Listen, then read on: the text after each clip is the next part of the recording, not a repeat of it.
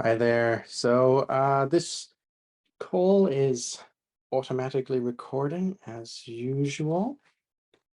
I'm just going to run through our little antitrust policy notice. This is an OpenChain community call. We're under the Linux Foundation antitrust policy as usual. The notice can be found in full on the OpenChain website, the Linux Foundation website. And if you're from a member company, you can ask our counsel, Andy Updegrove, any questions you might have about the antitrust policy notice. Today's agenda has multiple parts. We have an opening short overview about trade tensions between US and China and what they mean for open source. This is something I'm going to do very briefly because I had a few questions about it during my recent trip to China, but also more generally in the last couple of weeks from the community. And I wanted to make sure everyone knew what the current stance was. Then we'll be moving over to the real work section where we're going to have a look at the conversion project of taking an existing export control resource and putting it onto a GitHub website. This is something that has been underway by members of this community for a while, and we're going to have a look at that. Steve asked a couple of agenda items to be put on related to it. Reviews for per country files and attributes of country files. That's something we'll cover then. Steve also asked for something related to an item that has been popping up apparently on Rust crate auditing. So something that Google was looking at, and that'll be our final topic. But this is a three-parter. Let's dive into the first part as soon as possible. And then I'll hand over to the leader of the website conversion project, so Gis, to talk about what he's up to. RFI-Meetings mit den potenziellen TLKs. Someone was unmuted there, and I've just muted them again.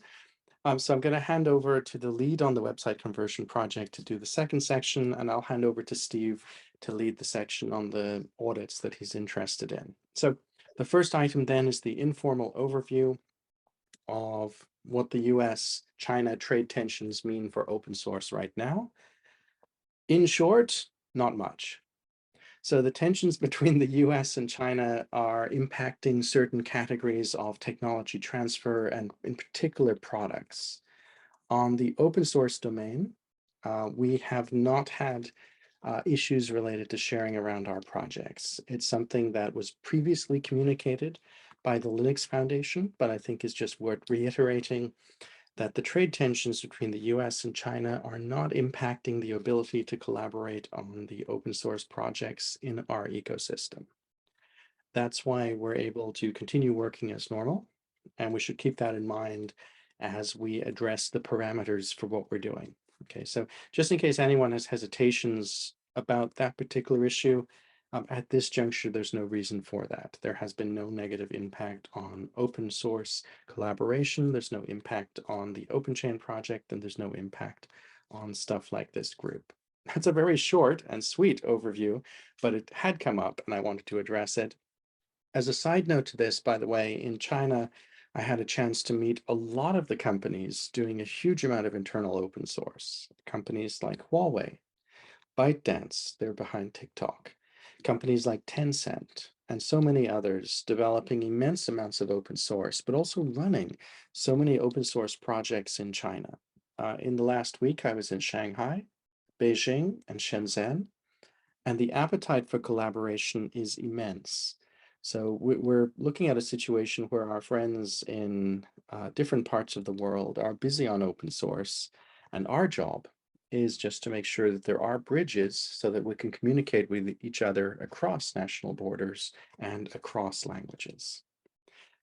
Now, speaking of crossing national borders, I think it's my turn to hand over this call to the person leading the discussion on strong analysis of borders, Gis, on the website conversion project. I'll stop sharing my screen so you can share if you wish, and perhaps you could provide an update of where we're at and what needs to happen next.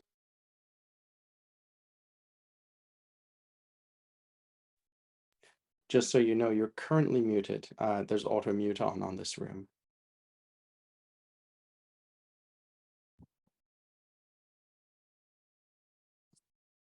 So the question is who you're expecting to speak at this point.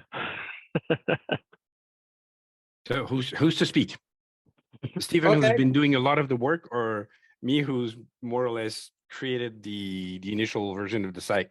Stephen, you want to talk about, because you've made a lot of contributions and comments and suggestions and ideas. Absolutely. So I can say what I've been doing. So as we originally discussed a while back, we've been generously donated a single large file in old style HTML. Shane had converted it into a single large markdown file.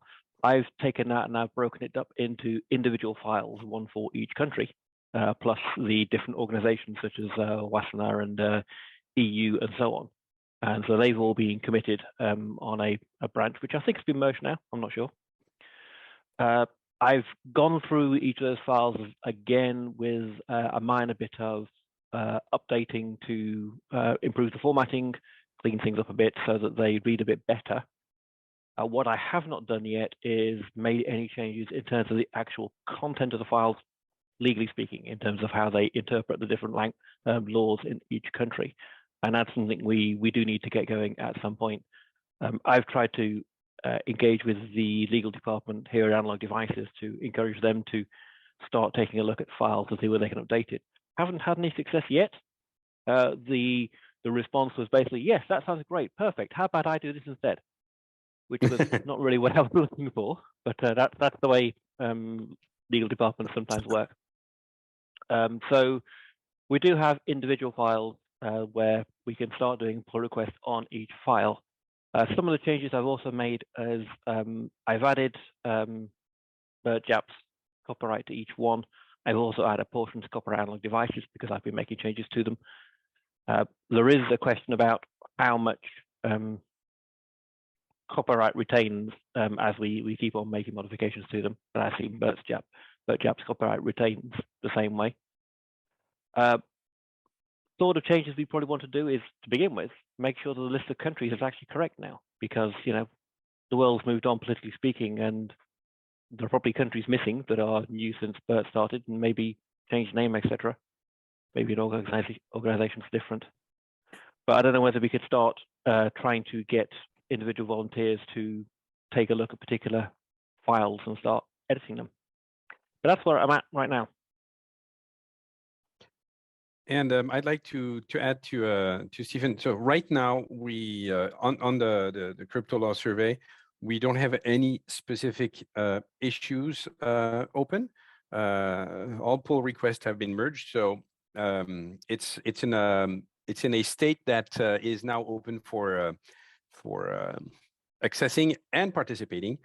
If you go to the page for the project itself, so the way the repository is, the way the org is structured is it has 4 repositories, one of which is the actual crypto law survey. So if you go there, there's a README, and inside the README there's a chapter called Enjoy the Content, and that's where if you click on the main country list link, that actually takes you to the page of the survey where you have all the countries broken down, and each of them is a directly readable markdown file. So I encourage you to have a look.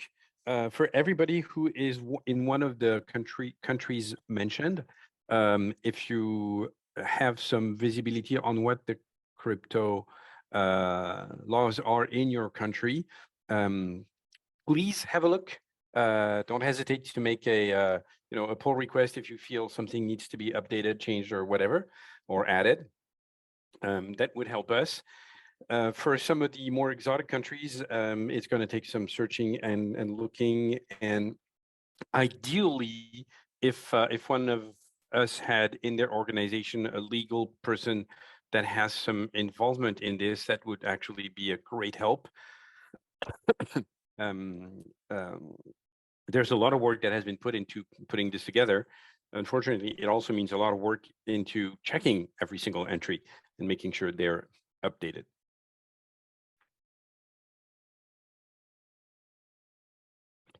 And one last thing, and this is just a crazy idea I had right now as I was speaking. I'm thinking that we can actually update. Right now, the countries are listed by their names, so Antigua and Barbuda, Argentina, Australia, etc.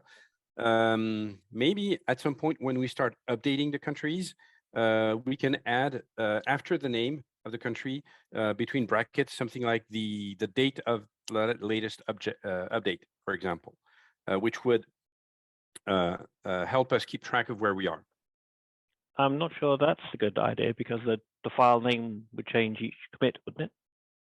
Pretty much. Not sure. Would it? Well, if you're changing the name of the file to add the, oh, is that what you meant? Changing the file name, or No, not the putting file in the name. index? No, just the description. So, for example, in the Okay, MD file, there's the square brackets name of the country, and then round brackets name of the file. In the square brackets, we could add a dash, whatever date it is. Okay, all right, fair enough. No objection to that.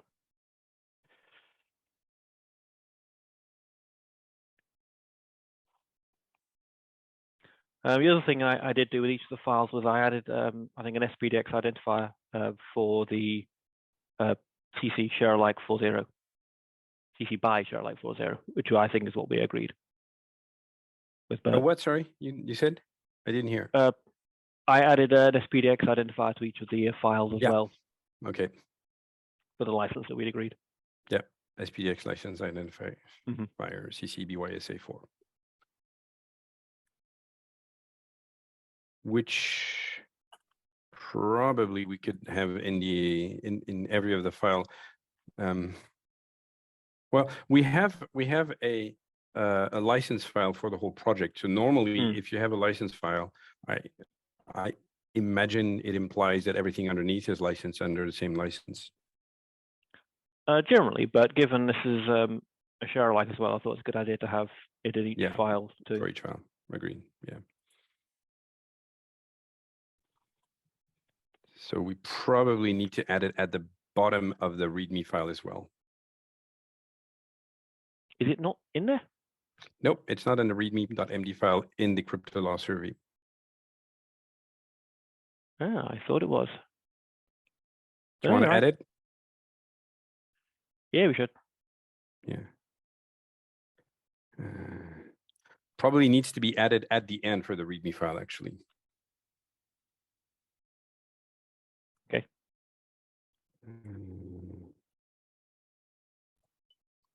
I can actually do that right now. Why not? Yeah.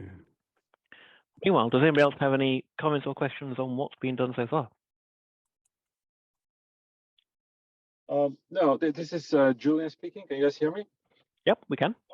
Okay, great. Another thing, in addition to the crypto law survey and the breakdown by countries, I think that another task that would be nice to organize also, so that we can start working on that, is the list of algorithms, of cryptographic algorithms. I've done a list and I put that together somewhere in GitHub at some point, but it's not something that could be consumable as of. I mean, that's the direct list of algorithms from the open source program called Miner that we use for mining repositories. Perhaps this should be converted to a list of files so that we can work individually. Maybe, I don't know if we want to use Markdown because the thing is, the goal of that list is two things. First, to have a list of algorithms, because that is actually the input to an ACCN classification. In addition to the country related information, you need to know the list of algorithms you're using and the category. I mean, whether or not each algorithm is considered strong encryption, and whether or not each algorithm is considered standard encryption. The understanding of this, of course, varies because of this gap between law and math, right? And I think that it would be nice to get some sort of consensus for people that are not familiar with it, to quickly be able to classify a cryptographic algorithm. Also, another thing is, how do we call the algorithms? I mean, they do have a name, but would it make sense to, at some point, I think that if we have vulnerability information in a software bill of materials today, I think that it would be natural to have cryptography. Cryptography, unlike vulnerabilities, is static information for a given component version. That's never going to change. So why not? Because there is a need for accounting the cryptographic algorithms. So coming to, and if this is going to be making it to some bill of materials, hopefully both SPDX and Cyclone DX in the future will support cryptography, because otherwise yet another SBOM standard will be born for cryptography bill of materials. Actually, IBM is working on that project. It's called CBOM. So a naming convention is needed, just like the licenses, and the classification is needed as well, which is, you know, Boolean fields, one for each, you know, 2 Booleans for each cryptographic algorithm. So what do you guys think? Do you see the value in doing this, and do you see the value in cooperating and perhaps getting to definitely, yeah. So we've got the list that you provided in one of the other repos that was mentioned a minute ago, and I was actually going to ask. You've got the 4 columns here, and in the current listing at the moment, the only things filled in are the first 2 columns. I wasn't exactly sure what you wanted for the column standard cryptography. What sort of thing goes in that column? Well, it's either yes or no, right? And the thing is, but what is standard cryptography? Well, that's a really good question, because the rationale is you know, is part of the regulations, but there is not much about what does that exactly mean. There are many ways of interpreting that, and I am not an expert in the field. Hopefully there are some people in the call who can explain this better, but I know that each company has a list of algorithms and has a list of in the classification, the strength and the fact that it is standard or not.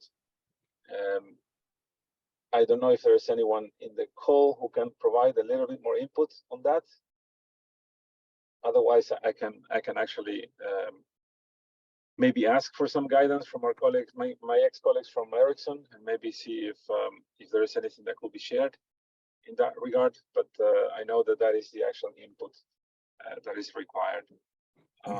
Maybe I can jump in. So me and my colleague Christian, we are new to this call, and we are exactly driven by the same ideas that Julian presented. We need, or we think we need, an SPDX, the cryptography information as part of the standard bill of material of software. Currently, we're doing export control compliance since 20 years with our software, and deploying separate mechanisms, but for sure, whatever we do is based on an SBOM. So export control compliance. So there are several aspects in export control compliance. One is the product classification. And typically you need to know what cryptography algorithms are in your software that you use, direct or indirect, via dependencies, which of them are exposed to customers. So there are a lot of soft questions, but there is a certain amount of static information that you could retrieve also via scanning algorithms. So the mere existence of cryptography, typically nobody implements cryptography on its own, because you communicate via cryptography with other computers, systems, software, and so you typically use standard open source libraries for this. And therefore, it should be a manageable job to scan for these libraries, and also for the parameterization of these libraries, which algorithms they support, how were they configured. And in my opinion, you should not, or we would not include static information, the evaluation of a certain cryptography information, because that changes, that is highly volatile. So what is the cryptography strength, depending on which country you are, that would be rated highly export control compliant, and other countries not, then how is it used? So there are some criteria which are soft, and I think that you would not implement into an SBOM in the first place. So in the first place, Well, I would look for something that that's is not quite static true. and information that stays over the time. Yeah, we want the information to be static, but we do want something that goes into an SBOM that allows you to make decisions on the Exactly. given distribution at a given time, according Yes. to whatever legislation you're going to. So yes, it does have to have something, but you're right, it has to be fact rather than something that might be time-based. But wouldn't However, it wouldn't it be just enough to make sure that whenever you explore a certain library or whatever, and you have sort of a key that gives you an identification and probably the strength used in case that this algorithm can have different key sizes, then you can have, for example, AAS 256, and this would be a description for a particular algorithm implementation. And this is what you get when you take this, and then it's up to the consumer to say whether it's a strong encryption or whether it's something that is just he wants to accept or so on. I think that the only thing that we need to have is something like this list, making sure that the algorithm has an identifier and its strength, the key length can be assumed, and then the rest is interpretation. Yeah, the naming convention is necessary. So the first two columns, I think, is good. The third and fourth, is it strong encryption, standard cryptography? That may change and may be different to different customers and to different applications. Also, export control compliance distinguishes between what is the use case. It's a general product, office product, or is it for military use? And hence, cryptography strengths is evaluated different. So therefore, why we on this call, so Christian, my colleague, and I, we are currently looking on what fields we need in our SBOM, and we are, Christian already worked out an example for to something to be added to a standard SPDX SBOM to describe what cryptography is, what cryptography is in the product and what cryptography is used in the product. So also there is not only export control compliance, so we're also looking at import control compliance. Like if you import software to France, you have to give the authorities a list what cryptography is in your product, not what is used in your product, but what it is shipped with the product.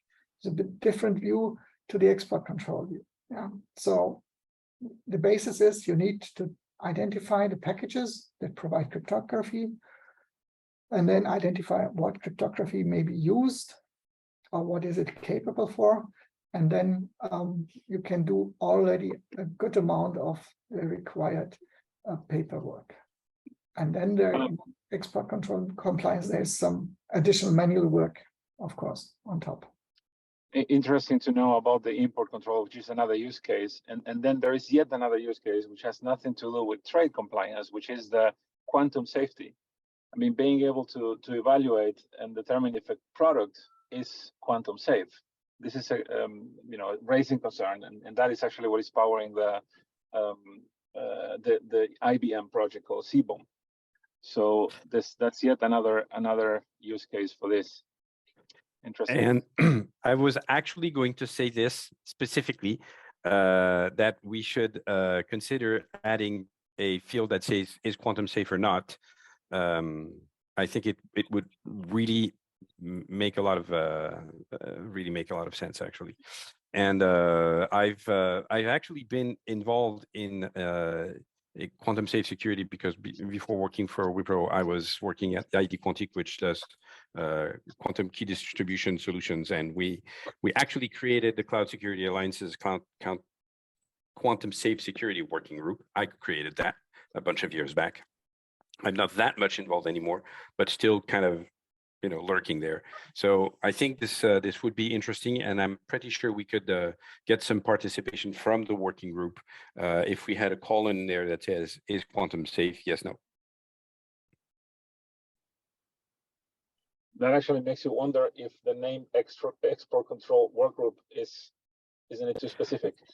It's going to turn into a, yeah, it is going to turn into a cryptography work Identification project or something like that. Yeah. Well, not entirely, because obviously there's the key focus of the working group is the legislation, which is separate, and most places are working on that. Okay. So back to the question I think Julian also addressed. Is it in your scope to define additional fields for an SBOM in the SPDX format, for instance, to describe the cryptography of your product that you're going to ship? I don't know. I wouldn't be surprised if we would suggest such things to the SPDX3 team, but it's not explicitly in or out of scope at the moment. Okay.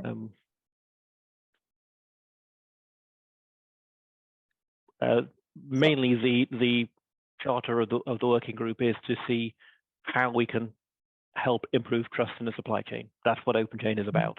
So whichever way that happens to work, rising tide lifts all boats, whichever is easier to make life simpler for all the stages in the supply chain, then that's what we're looking at. Well, looking at the material you collected, it's quite good overview, yes. Yeah. One field that we definitely, I think we're going to need is an actual URL to the algorithm itself, so that you can get more information.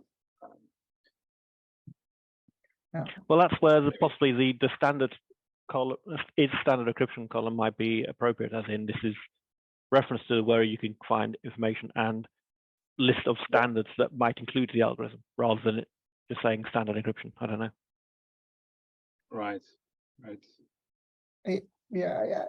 This was my point. I would think just in listing in the SBOM the facts about the product and leave the interpretation to somebody who runs a scan on the SBOM, and then you can do this automatically. So like companies have I don't use any GPL nonsense policy, so they scan SBOMs for GPL. If they find it, they scream, oh, there's GPL in there, or copyleft. I'm in danger. Yeah. So you can do this when you list all the facts about the product, like which cryptography algorithms are in there, which components are in there, of course, which algorithms do they support, which algorithms are used, and then you can do already a good amount of the compliance work by sort of automation.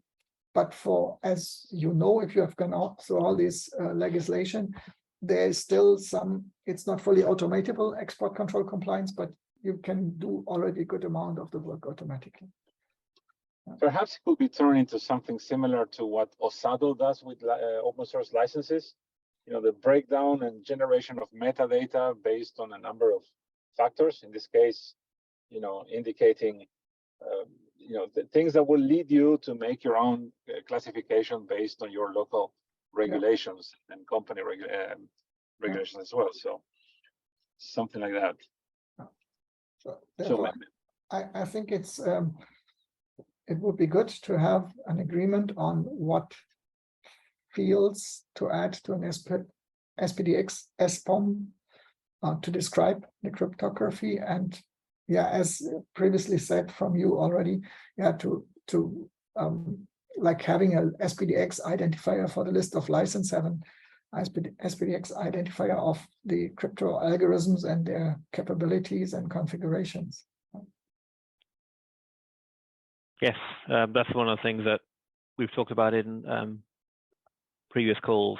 There's a lot of analogies to the license compliance work, in that the names of the algorithms is equivalent to an SPDX identifier if we have a standard naming for those. The different strengths or aspects of an algorithm can be attributes in the same way that a license compliance attributes. The commonalities of the legislation can also be equivalent to the rights and obligations and restrictions in a license moral equivalent. So I've been looking through the different country files, got as far as Israel, according to these notes here, looking for things that we might be able to declare about a given country's legislation at a given time that is a common thing and therefore could be expressed in a machine readable way within the files, such as whether it requires key escrow or such as it doesn't require key escrow, for example. So I need to continue working on my way through the different files at this point. But at the moment, I'm working on the documents as they were written by Bert back in 2013. So I'm currently working on information that's 10 years old at the moment because we haven't updated the files to the current legislation yet.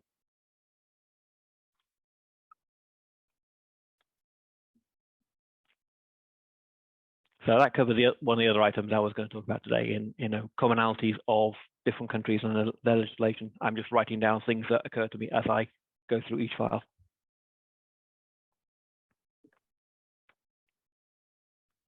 Comments welcome.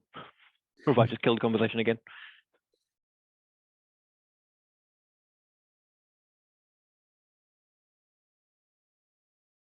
No comments on my side. So if I look at this, I think we have a couple of different strings in parallel. Yeah, while you are doing the legal and recommendations part, others are focused on the algorithms themselves. And I was just, while we were talking, flipping through the description from IBM on the CBOM. And I'm not sure whether it really makes sense to have an additional bomb. Yeah, there are, but it's probably sort of a trend to have its own bomb. Maybe we can take ideas from here and suggest them into something that is going on. But obviously we have a couple of challenges. So first of all, understand what are the requirements, which is what Steve is working on currently.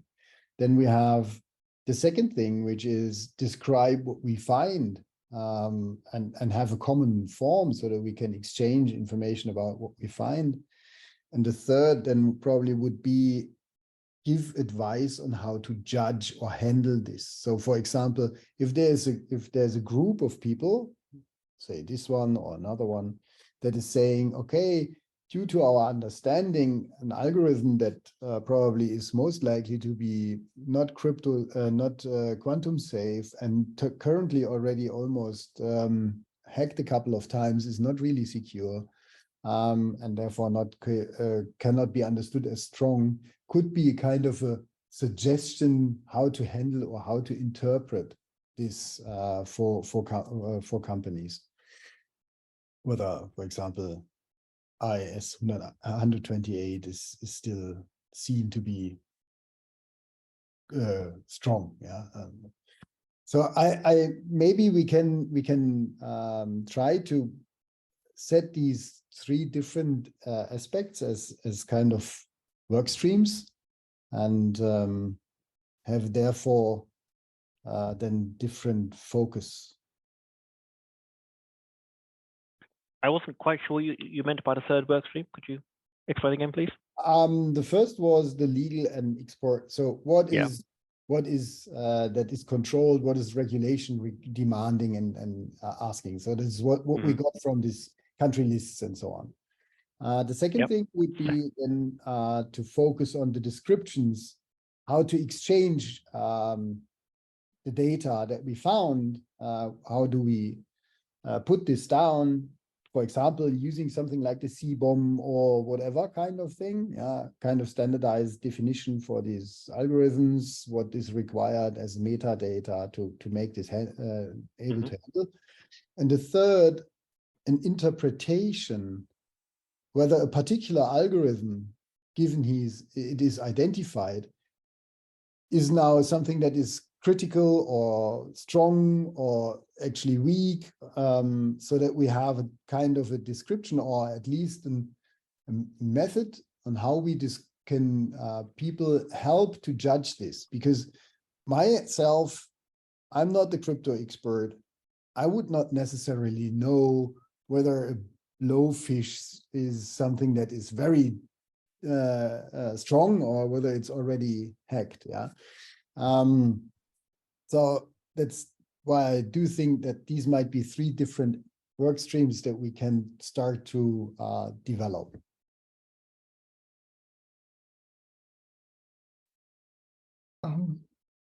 If I may share my screen. Please do. So which one? Okay. Then I could show you what my colleague Christian has been working on. Where is it going? Yeah. Here we go. So we're currently looking at how to describe the in SPDX-like format, the packages that we find for, yeah, that is the ANSI, is the French import. How we have the idea, so how such a description could look like. Well, we say, okay, we have algorithm IDs, protocol IDs. Then the algorithm has a class, a name, ciphers, key size whatsoever. Here an example how it could look like when this format is filled. So that is something we are looking at, and we are going to add to our SBOM, which of course is a proprietary thing for us that we could use for our internal automation and scanning the SBOMs. But we are looking at bringing something forward as an industry standard so that we could exchange the information and then also do our scans and evaluation of whatever SBOM we get with the respective information about cryptography. Looks great. So if you're interested, so we would be happy to contribute. Christian, my colleague who is in the call, would be happy to discuss and contribute maybe in a separate sub-circle who's just looking at defining what information is. Okay. So two things we want. We want information to generate by automation, by scanning the products. Like if you use cryptography, you use an include statement of some library, and then you define the parameters how the cryptography will be used. And this is in the code. And if you scan the code, you can identify the libraries if you know them, and include statements and probably the parameterization. And then you can create this information automatically. The legal part that comes after that, and that is prone to changes, to legislation changes, as said, current world situation, things change every day. But the static information is there. So the library in a certain version supports a certain cryptography, different keys, and for OpenSSL, it depends on how you compile your version of OpenSSL. So of course there's some work to be done, but nevertheless you could eventually describe it and hopefully automatically generate such information out of your built environments. And that part you can use as the entry part for the expert control work further on. But I think that is the basis we are looking to get in an automated way. And based on this information, then you can apply your rules, depending on which legislation you are, where you want to ship to, and so on.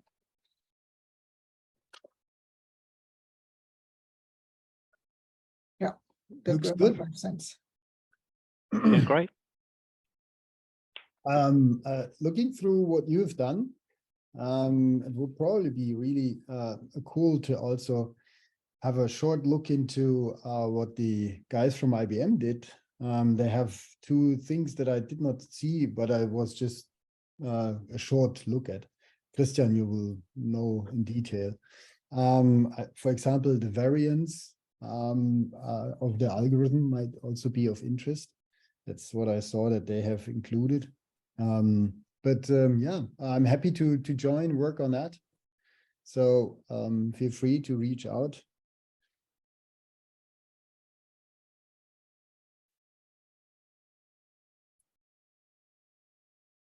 Okay, yes, will do. Okay.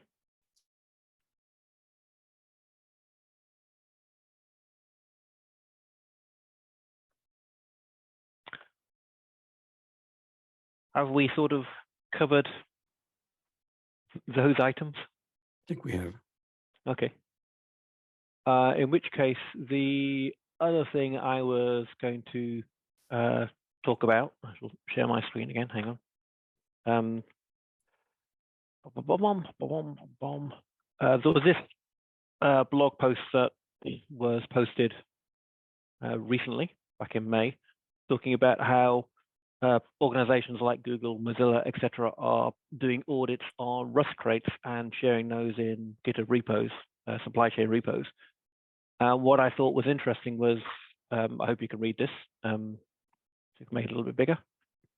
In the Rust crate audits that Google have been doing, they've been adding these extra criteria that don't appear to be part of the standard cargo vet information, but it allows you to add your own. And I thought it would be interesting if we've got an ecosystem that is still fairly immature, as Rust is, it's growing, but it's starting out early on with having better metadata in terms of cryptography within its packaging ecosystem by starting this kind of thing. So I thought it was interesting to look at, and I thought I'd raise it to the group. I don't know anything more than that. I mean, that's all I want to do, just highlight and see what people thought. Yeah, thanks, Steve, for highlighting this. It was very interesting to see.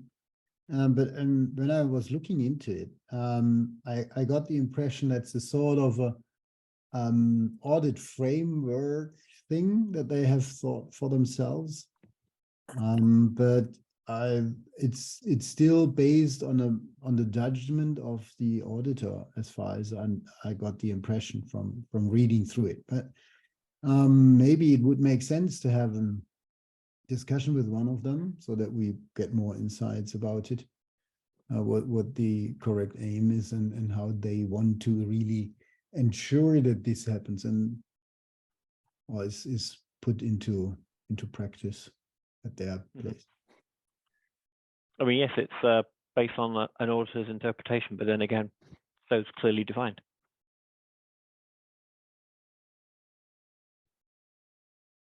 So having a ecosystem where you've got the equivalent of clearly defined, where you've got contributions made by some people and then reviewed by others,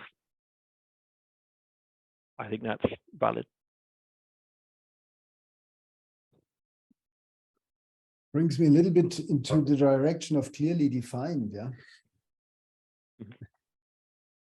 Sorry?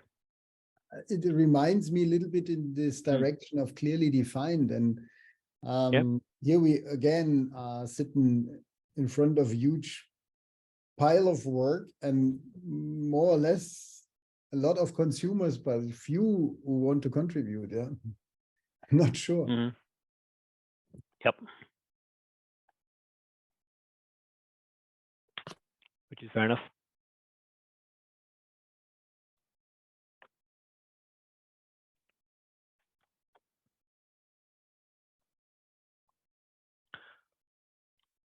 Yes, I'm happy to reach out to the Rust people and try to find out more.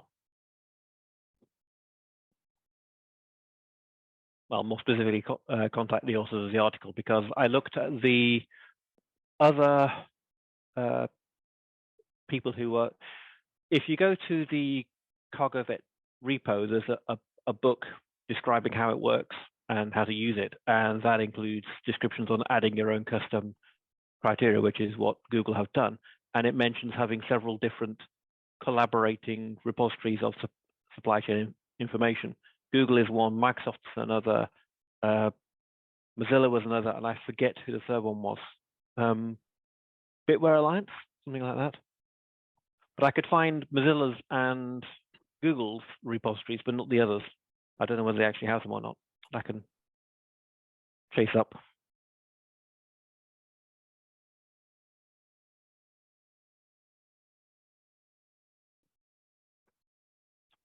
Okay.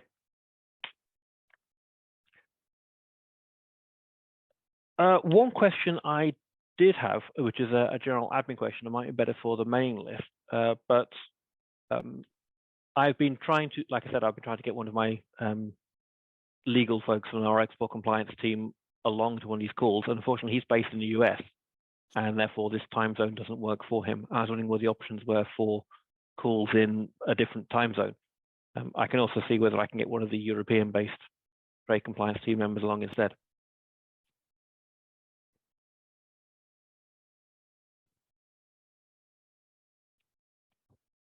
So Anyone have any thoughts? where in the US is he based? I will actually have to check. Because if they're on the East Coast, I mean, we can certainly do these calls in the afternoon. If they're on the West Coast, getting them to participate at a time that is reasonable for us as well might not be that easy. Right. Okay. I suppose we might go down the traditional OpenChain route of alternating the calls between the three continents if necessary. Definitely another option. Yeah, I mean, I would get a commitment from him to actually attend the calls before suggesting making any changes, because I don't want to put people to extra discomfort while not getting any benefit out of it. Yeah. So maybe check with him first check the time zone. Again, if he's on the East Coast, we can move the call up a few hours and accommodate an 8 a.m. Eastern, which would still be reasonable in Europe and probably acceptable for some people in Asia Pacific. Okay. Yeah, he is the East Coast. So that might be something that we could explore. All right. I'll talk to him in more detail.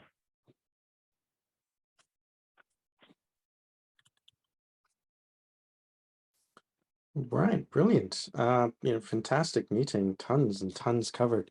Stephen, thank you for doing so much to push this forward as well. You've gone above and beyond, and it looks like going back to the mailing lists now, not just the export control, but main, and throwing open the doors and saying, okay, issues are cleared. It's time for new ones. Let's get this rolling. Here's the recording of the meeting. It just sounds like a really good time for us. I'm going to be promoting this meeting heavily with people in Asia as well. We did have interest in China about this export control work group. And I'll just have to work out a delivery mechanism because they can't watch YouTube for the summary. So I'll work that out. Okay, I was going to write some meeting notes anyway. Fantastic. They're preventing from watching YouTube because of international. Google's blocked. Google has a history of saying snarky things about the Chinese government.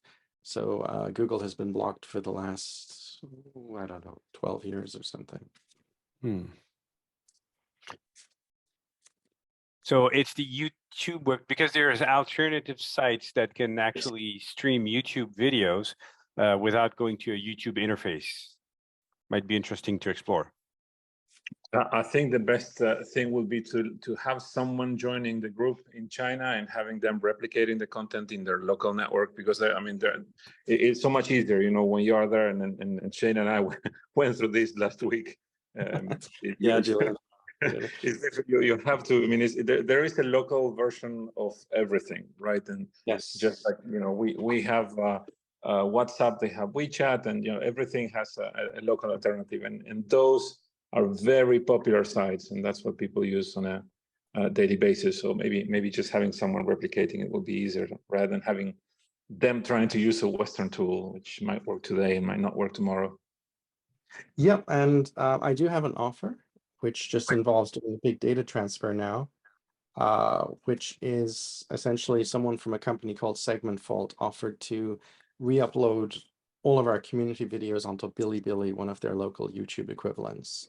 So I'm planning to transfer hundreds of gigabytes of videos over and have a replicated stream. So that should come online later this month, I hope.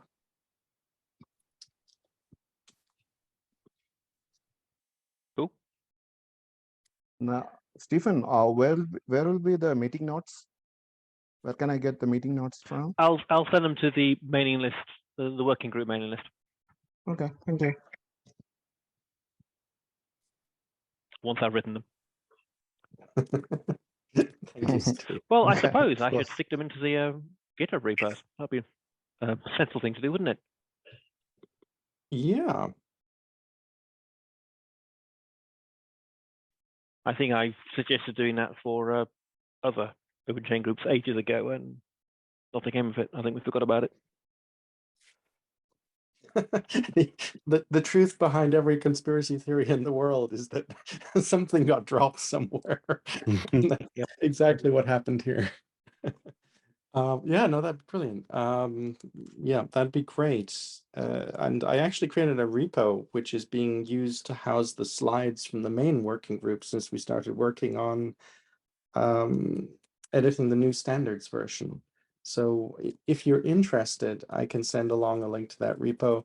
But of course, you may also just prefer to put it into the actual export control work group repo as well. Mhm. To you. Okie dokie. I will send an email with that that repo link anyway, just so that everyone will have it. And let's follow up offline and so on. Oh, yeah. Sorry, Steve. I'll just put it in the chat right now. The repo. There's a meeting minutes repo which is currently just being used to house the slides. Okay. That's for the monthly meeting slide decks. But we could always add this one in, and who knows? We could start an incredible trend. Incredible. All right. Notable, anyway. All right, all. Take care. Have a beautiful day. Thank you for participating. Much appreciated. Thank you. All right. Thanks, Thank all. you all. Bye-bye. Bye-bye.